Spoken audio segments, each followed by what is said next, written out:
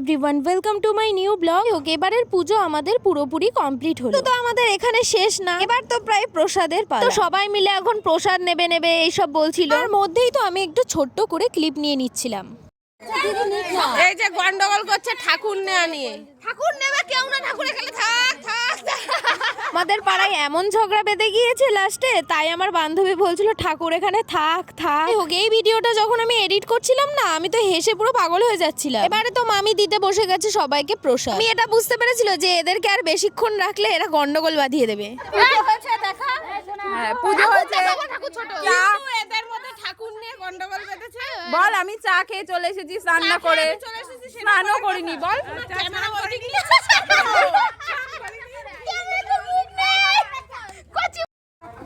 Finally এখানে পুজো হয়েছে এই যে আমাদের পাড়ায়।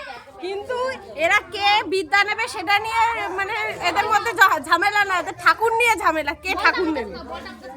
আর এই যে এসব প্রসাদ দেওয়া হচ্ছে। তাহলে তখন টাটা, দেখা হচ্ছে নেক্সট ব্লগে।